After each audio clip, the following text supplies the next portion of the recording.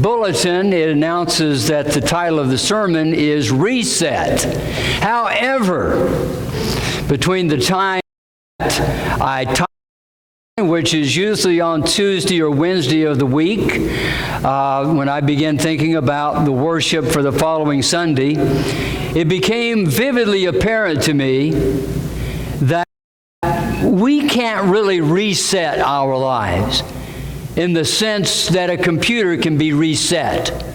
In other words, especially in the early days of computing, when they were always going bananas on us, the solution was always, well, just reset it to factory defaults. Takes it back to exactly as it was when you took it off the shelf at Walmart. Well, that's great for computers and for cell phones, but it doesn't work for you and me. We cannot reset our lives. We cannot erase our database. We cannot erase our hard drive and refresh it to begin totally again. But what we can do, well, let me qualify that. What a child of God can do, because no one else can do this. No one else in the universe but a child of God can do what I'm going to talk with you about this morning. So, if you're a child of God, you'll understand what I'm talking about. If you're not, there's probably going to be a big question mark up there on the board. And my prayer is that at some point God will reveal to you that you are a child of God. What we can do is rewrite our life, the way that it's going, the direction that it's heading. We can re-script the way that we go about the business of living. And I don't think there's probably a person here this morning who, if you search your life well and look deeply, but what you will find, yes, I would like some change. Some of what I'm doing in life just isn't working. Some of what I am doing is not yielding the reward that I wish I could glean out of life. Some mistakes keep happening over and over again. So the lesson is rewriting my life story. And you're going to see as we go along what that means. I used to be an avid NASCAR fan. I say used to be. I got over it. And I don't mean that in a snobbish way or in a mean way. But I came to the point in my life that I discovered that wasn't how I wanted to spend 2 or 3 hours of my life. And I guess the thing that came home so vividly to me was after I had watched 2 or 3 hours of a race, cars going around an oval track, turning left. After 2 or 3 hours of it, they all came right back to where they began. The finish line is the starting line. So after all of that risk-taking and all of that intrigue and all of that drain of energy and the use of all of that skill for the drivers and then for the person sitting at home, that investment of time, after all of that, we go right back to the beginning. As a matter of fact, someone suggested, after the advent of the limited carburetors, the limited carburation on the big super speedways, that they ought to just do the last 3 laps. Just race the last 3 laps and let that be the race, because that's usually what it boils down into anyway. A yellow flag with less than 3 laps to go, and then everybody lines up, and then it's a drag race to the end. But that's, of course, preposterous. But the idea that one never really gets anywhere, it doesn't really lead anywhere except right back to where we began. That's kind of what made me lose interest in NASCAR. But now, the Tour de France. Now that is a race. Now that's something I could get into. Now, I must say, I certainly don't watch the whole Tour de France because that goes on forever, it seems like. But there's a race that starts somewhere, and every day is a new adventure. Every leg of that race holds something new. As a matter of fact, on the average, there are 9 flat stages through flat country. There is 1 hilly stage that's up and down. There are 9 mountain stages through some of the most beautiful mountainous terrain imaginable. And certainly, absolutely no boredom. I mean, even if you were in last place in the Tour de France, you got to be enjoying it, right? Because of the beautiful terrain that the route is taking you through. So, unfortunately, however, our natural lives, your natural life, the way we come into the world, the way we are programmed, we are more like a NASCAR race than we are the Tour de France. Our lives, unfortunately, are more about finishing back where we began, time and time again, than a life of new scenery, new adventure, new beauty, each and every day that begins here and ends there. Natural man is rather pathetic. Well, at least one of the wisest men that ever lived thought so. And his name was Solomon. I think I skipped a slide here, maybe. Yeah, I did. And his name was Solomon. Solomon made it his mission to examine life. That's what he did for many, many years. He says, I'm going to figure out this thing about life. I'm a living human being. I'm in this world. I'm born to be king. I'm a prince.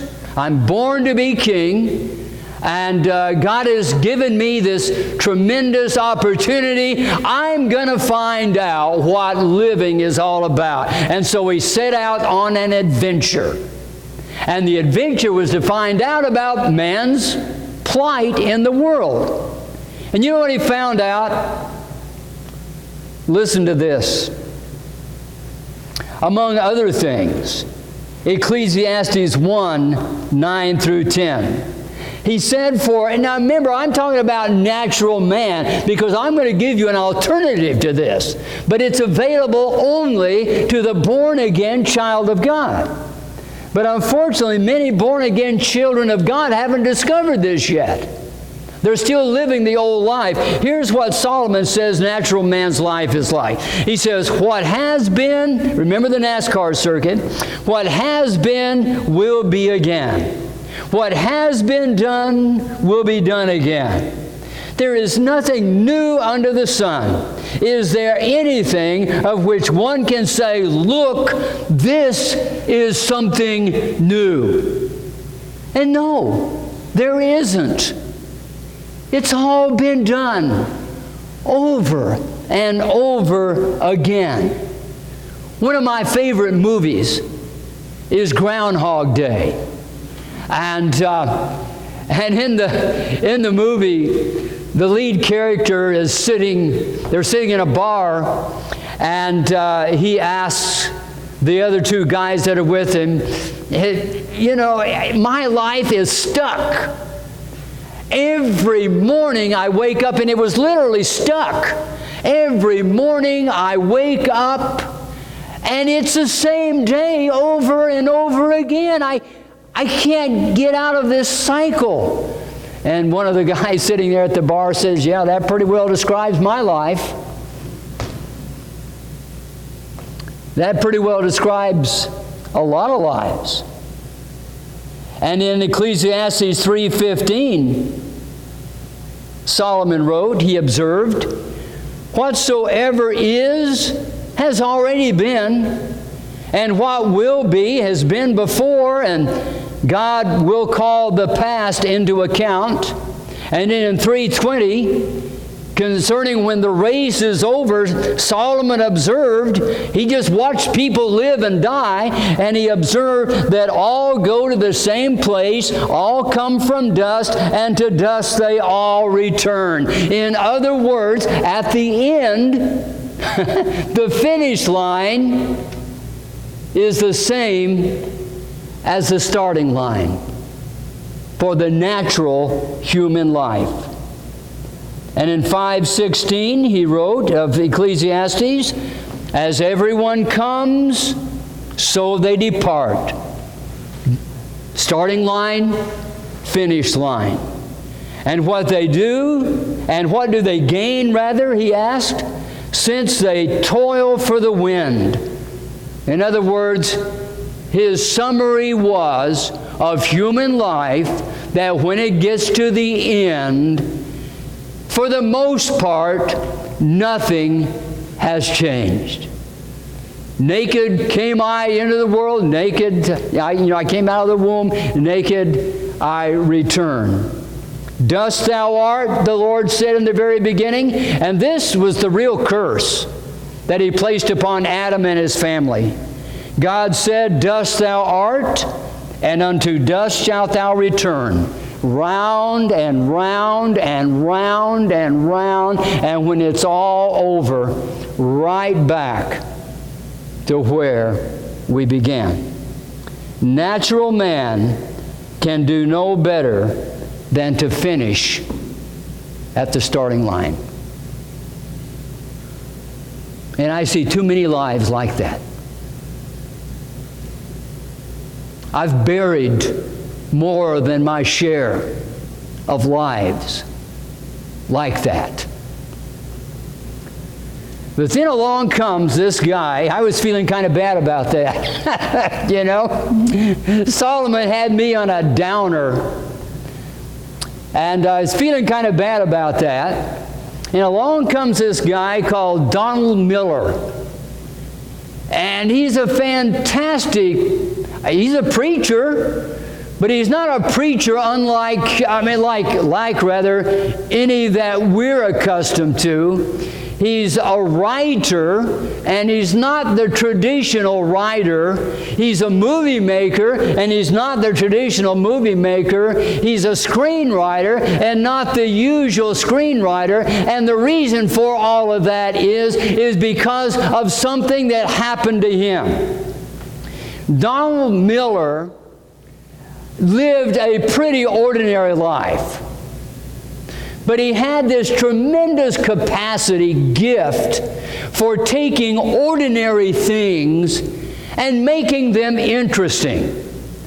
And so he wrote kind of a biographical sketch of his life called Blue Like Jazz.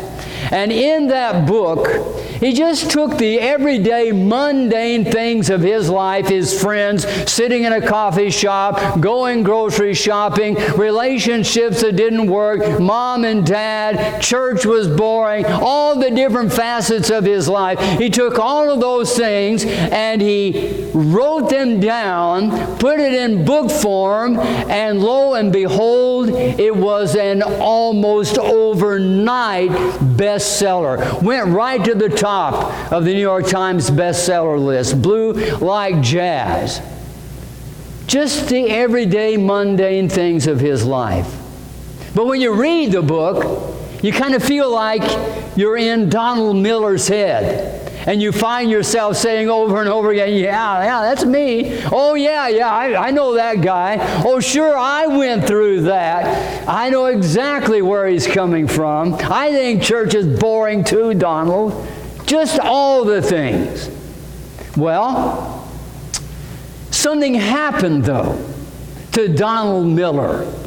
After he wrote the best-selling novel, Blue Like Jazz, he has a phone call from a Hollywood producer that says, I want to come, me and my cinematographer, my director of photography, we want to come and we want to talk with you about making a movie out of your book.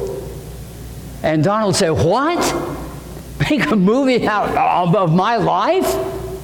And he got to thinking about it, seeing all the stuff that I wrote about in the book on the big screen, I don't know about that at all.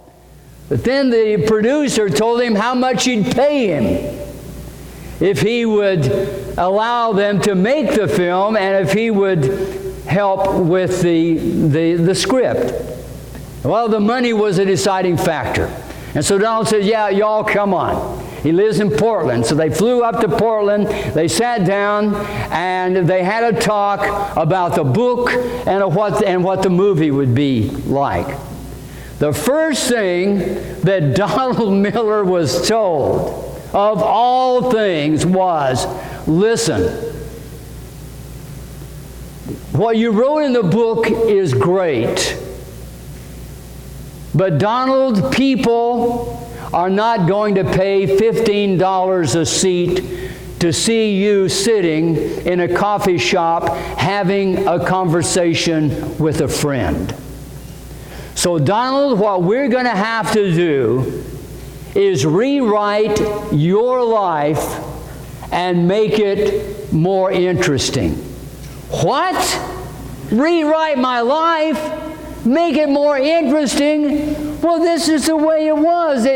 People identify with the way I saw things and the way that I felt about things. And then the producer said, yeah, but we can't put your thoughts on the screen.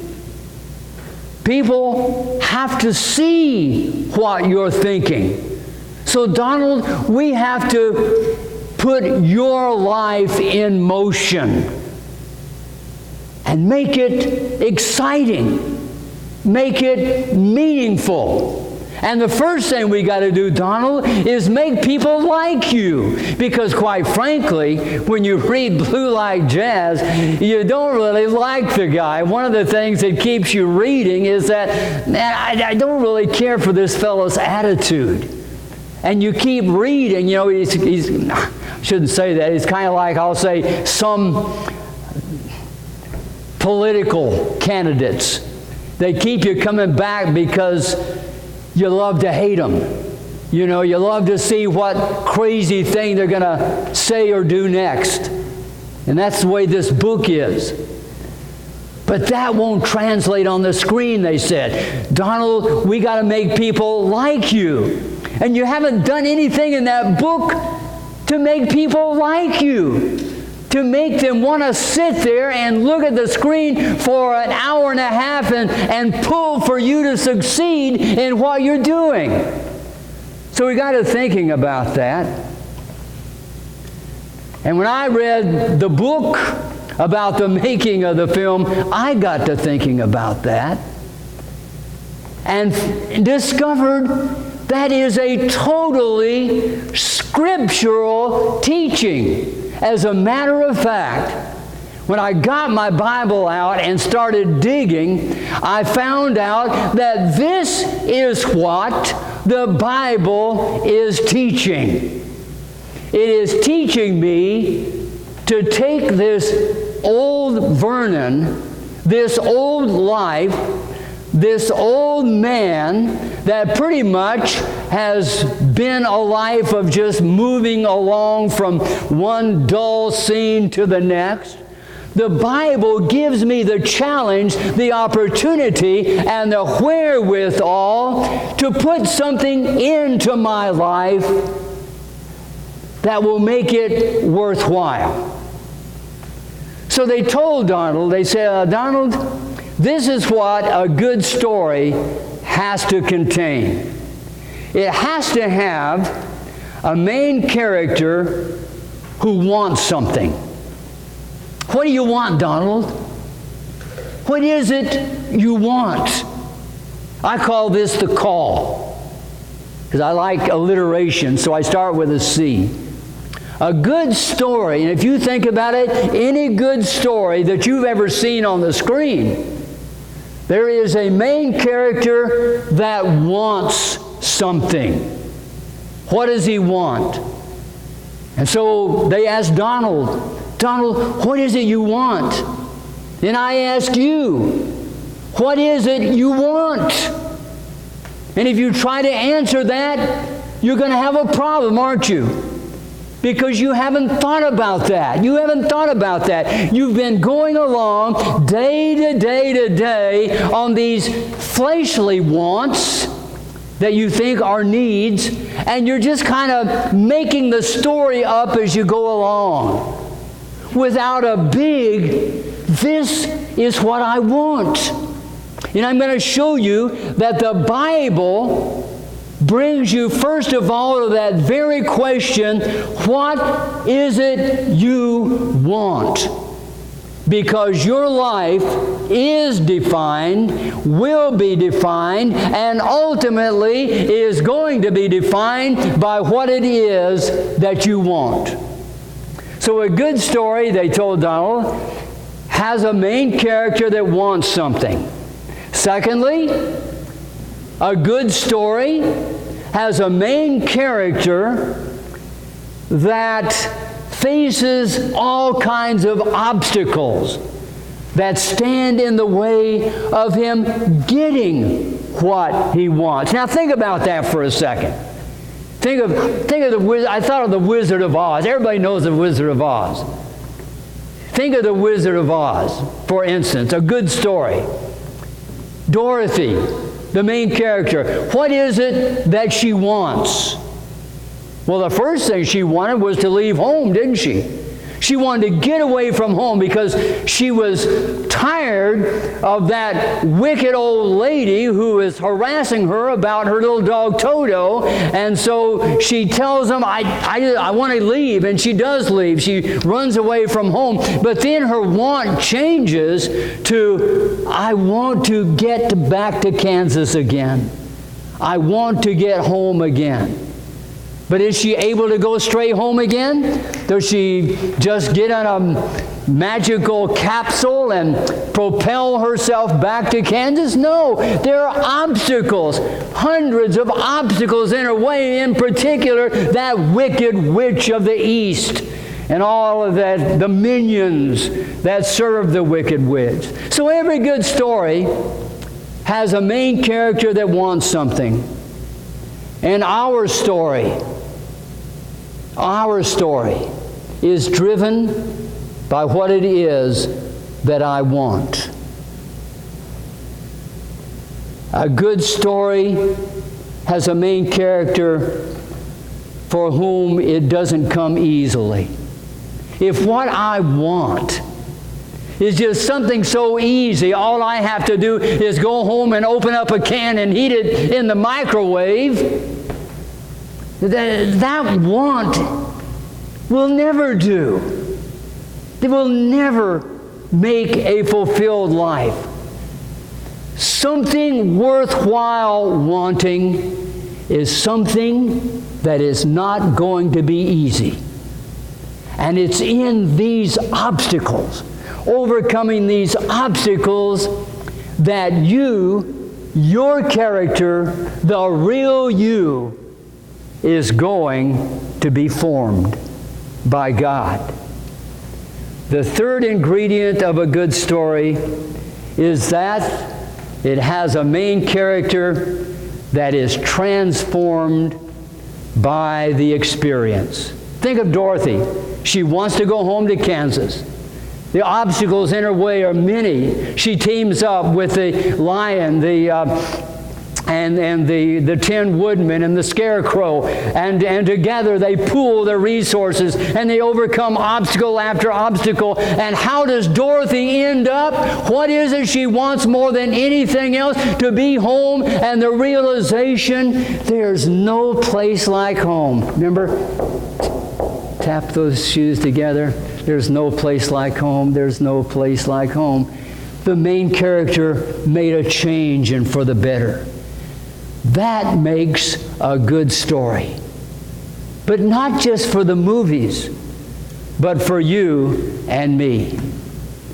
Paul's ingredients for a better story for his life, and for my life, and for your life is exactly the same. It's absolutely amazing, which tells me that way back when Plato or Aristotle came up with all these elements for a good story,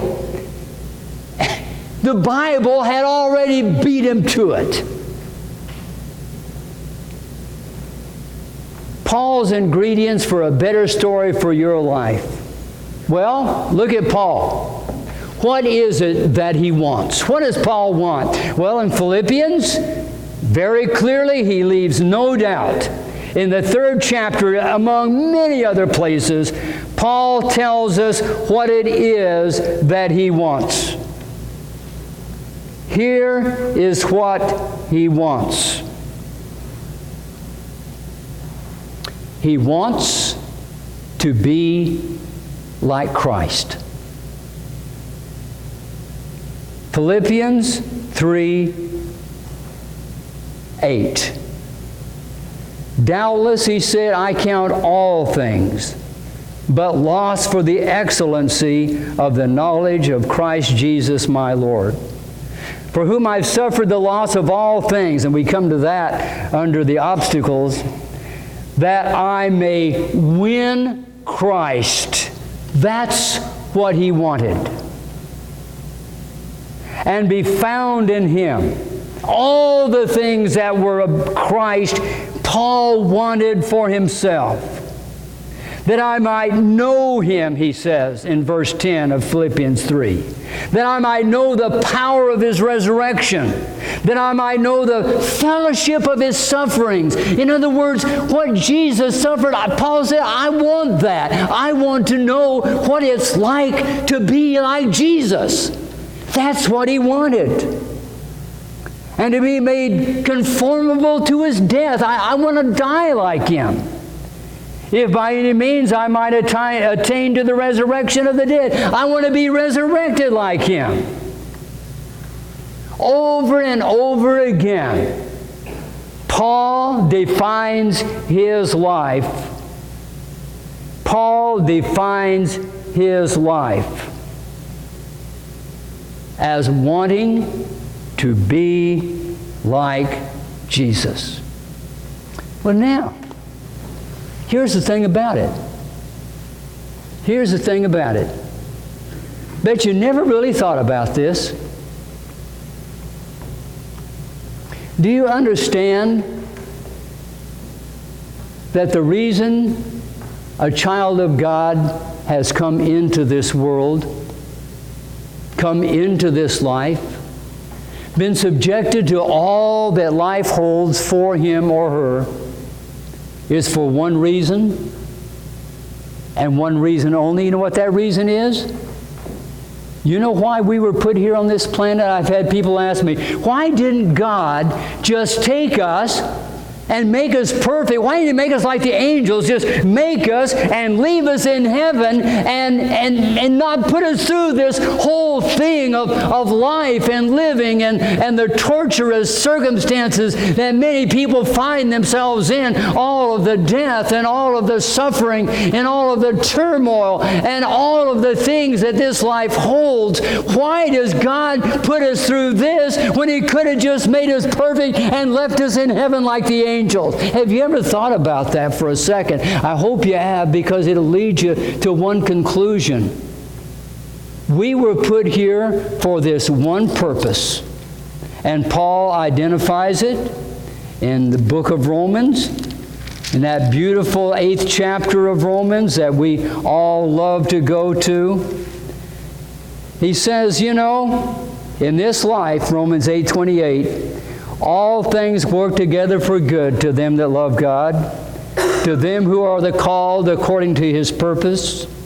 Here it is. All you predestinarians, all you sovereign gracers, all you who say that God is in absolute control and that the finished product will be His and His alone. Well, this is the finished product. This is what it's all about. For whom He did foreknow, He also did predestinate to be conformed to the image of His Son. That's why we had to come here. God's Son, Jesus Christ, had to come here. It was in the coming here that Jesus was tested and proven and thereby exalted. Didn't Paul say exactly that in that 2nd chapter of Philippians? He was found in the fashion of man. He humbled Himself, obedient to death, the death of the cross. And wherefore, or because of that, God has highly exalted Him and given Him a name which is above every name. It was to this earth that Jesus came to become that Son that He became. And if we're to be like Him, if we're to be in the image of Jesus Christ, God's Son, there's no shortcut. We must come here as well. And His suffering must be our suffering. His life must be our life. His great aim and chief goal must be ours as well. And as soon as that's the case, as soon as I say, I want to be like Jesus, and by the way, that doesn't mean that all God's people are clones. Paul said that the resurrection is like this. He says, as all the stars in heaven differ from another, they all shine, but each star differeth from another. And we all shine in the marvelous light and glory of sons of God. But my friends, we all have that unique personality that God gives us. And so it is that in the end, John writes, beloved, we're not now the sons of God. We're not now complete. It doesn't yet appear what we shall be, but we know that when He shall appear, that is when Jesus comes again, this is the finished product, we shall be like Him. Now, if you don't have any interest in being like Jesus, heaven is not for you. Being a child of God is not for you. If your great aim and goal in life is not to be like Jesus, not to be Jesus, be like Jesus, then heaven is not for you.